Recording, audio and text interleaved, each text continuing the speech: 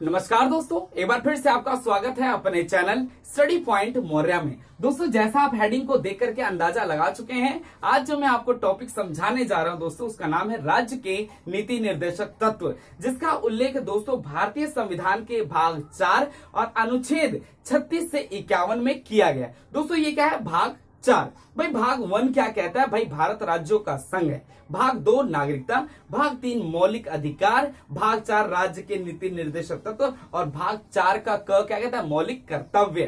तो दोस्तों, आज की जो हम वीडियो स्टार्ट करने जा रहे हैं, जिसका नाम है राज्य के नीति निर्देशक तत्व। दोस्तों, क्वेश्चन एग्जाम में एक और बन सकता है कि भाई राज्य के नीति निर्देशक तत्वों को कहां से लिया गया है। तो हमें पता होना चाहिए राज्य के नीति निर्देशक तत्वों को हमने आयरलैंड से लिया है। क्लियर है साथियों? तो चलते हैं, आज की वीडियो स्टार्ट करते हैं दोस्तों, जो हमारा अनुच्छेद 36 से 51। दोस्तों, एक बात और बताना चाहता हूं, मैंने ये राज्य के नीति निर्देशक तत्वों की मेरी दूसरी वीडियो है दोस्तों। क्यों दूसरी दोस्तों? क्योंकि अपनी पहली वाली वीडियो में मैंने अनुच्छेद 36 से लेकर 45 तक आपको समझा दिया, और अब जो हमारी रह गई, मतलब कि अनुच्छेद 46 से लेकर 51 तक रह गया, तो हम वो पार्ट 2 में समझ रहे हैं। तो दोस्तों, मैं उम्मीद करूंगा कि आज की इस वीडियो में अनुच्छेद 46 से 51 तक आप अवश्य समझेंगे। तो चलते हैं अनुच्छेद 46।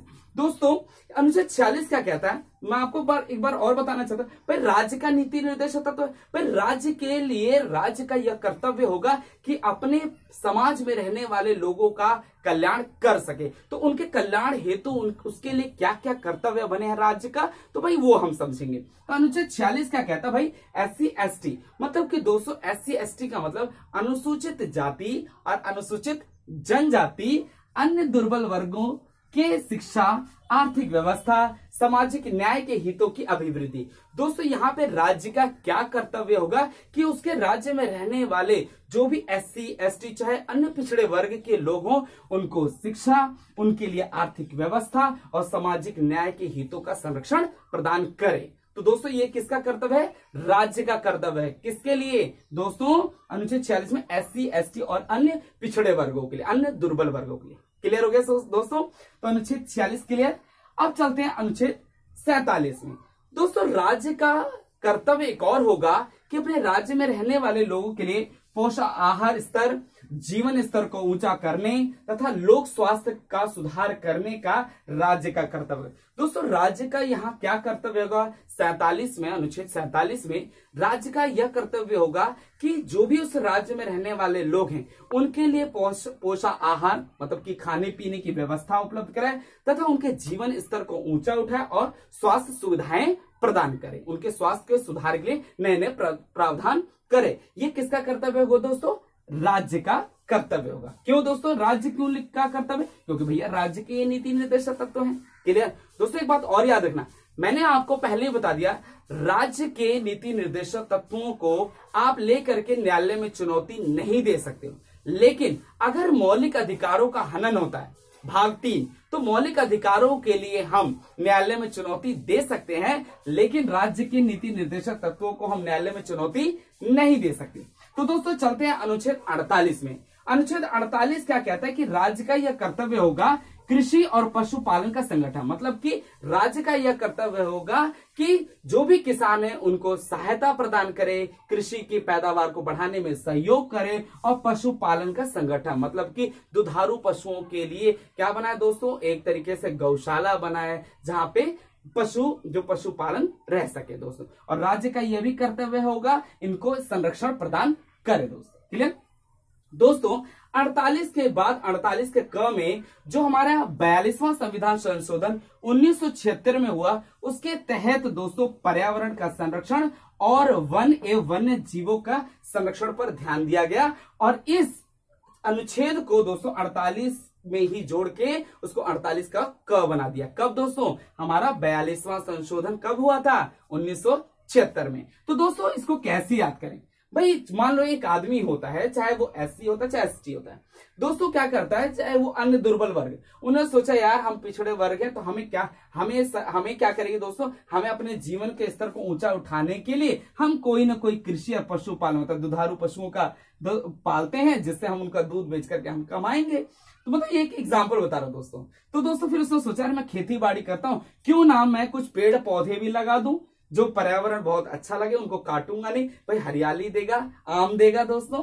तो फिर उसके बाद उसने सोचा कि चलो मैं वन्य जीवों का संरक्षण भी करूं, मतलब उनका ख्याल करूं। तो ये एक स्टोरी वाइज मैंने बनाया दोस्तों, तो याद करने की कोशिश करना दोस्तों। क्लियर है साथियों? तो एक बार और रिवीजन कर भाई 46 में क्या है, राज्य का कर्तव्य होगा SC ST और अन्य दुर्बल वर्गों के लिए शिक्षा, आर्थिक व्यवस्था और सामाजिक न्याय का एक तरीके से न्याय का अधिकार दिलाए। क्लियर साथियों? 47 में राज्य का कर्तव्य होगा कि अपने राज्य में रहने वाले लोगों के लिए पोषाहार स्तर, जीवन स्तर और स्वास्थ्य के सुधार के लिए कोई न कोई प्रावधान अवश्य करे।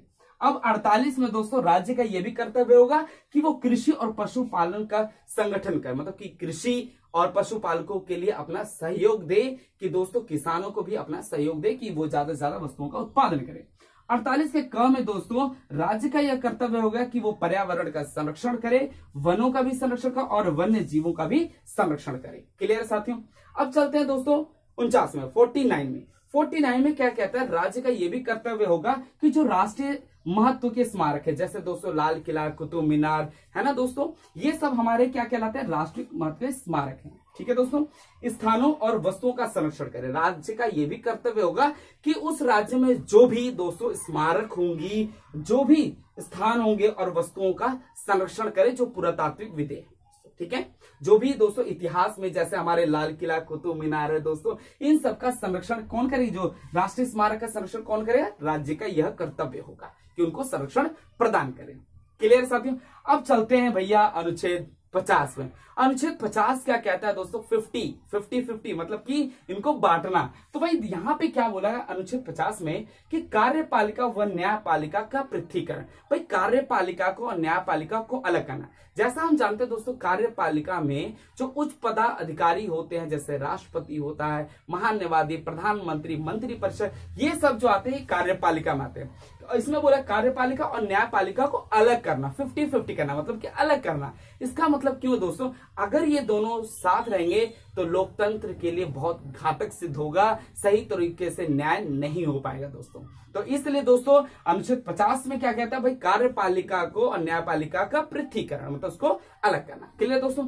अब चलते हैं भैया, अब अपने राज्यों की तो बात कर ली दोस्तों, अब चलते हैं भैया अनुच्छेद 51। अनुच्छेद 51 क्या कहता है भैया, अंतरराष्ट्रीय शांति, इंटरनेशनल पीस होना चाहिए, विदेश कोई लड़ाई झगड़ा नहीं चाहिए भैया, हमें क्या चाहिए, अंतरराष्ट्रीय शांति और सुरक्षा की अभिवृद्धि। तो अनुच्छेद 51 में क्या कहता है दोस्तों कि अंतरराष्ट्रीय शांति है और सुरक्षा भी हमारे राज्यों में और देश में बनी रहे दोस्तों। एक चीज और याद रखना, इन उपरोक्त के अलावा कुछ राज्य के नीति निर्देशक तत्वों के रूप में राज्य का ये भी काम कर सकती है दोस्तों। राज्य का ये भी काम है दोस्तों कि भाई 350 के क में लिखा है कि प्राथमिक स्तर पर मातृभाषा में शिक्षा देना। भाई राज्य का यह कर्तव्य होगा कि जो प्राइमरी स्तर जो है, जो स्कूल है, उसमें मातृ शिक्षा में ही, मतलब कि हिंदी में ही शिक्षा प्रदान की जाए। दूसरा, अनुच्छेद 351 में लिखा है कि हिंदी को प्रोत्साहन देना। भाई हिंदी को प्रोत्साहन दो, क्योंकि अपनी ये क्या है दोस्तों,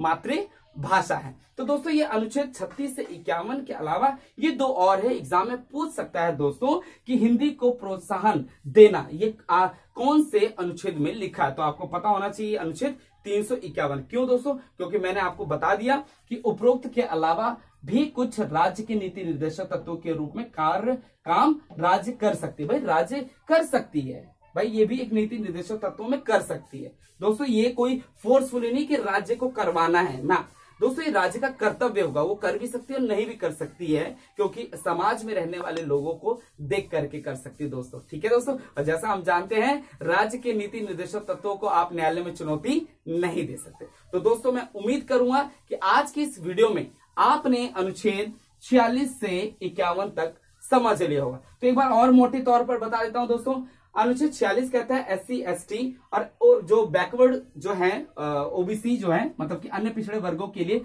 शिक्षा, आर्थिक व्यवस्था और न्याय की व्यवस्था की जाए दोस्तों।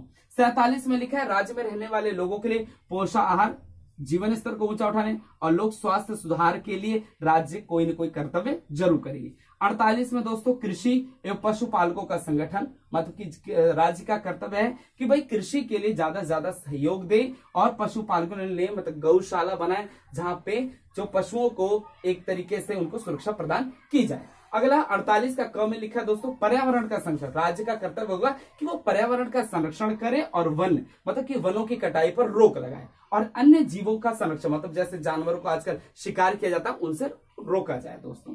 49 में बोला है कि भाई राज्य का एक कर्तव्य होगा कि राष्ट्रीय महत्व के स्मारक, जो राष्ट्र में जो भी राष्ट्रीय स्मारक है, जैसे मैंने आपको कुतुब मीनार बताया, लाल किला बताया, जामा मस्जिद है, इन सब का राज्य का कर्तव्य होगा कि उन स्मारकों, स्थानों और वस्तुओं का क्या करे, संरक्षण करे, कोई तोड़फोड़ न करे, इसलिए उसलिए कोई न कोई संरक्षण प्रदान किया जाए। भाई 50-50 अनुच्छेद 50 क्या कहता है, भाई कार्यपालिका और न्यायपालिका को अलग अलग करना, नहीं तो दोनों अगर दोस्तों साथ में काम करेंगे तो भाई लोकतंत्र के लिए बहुत ही विनाशकारी और घातक सिद्ध हो सकता है दोस्तों।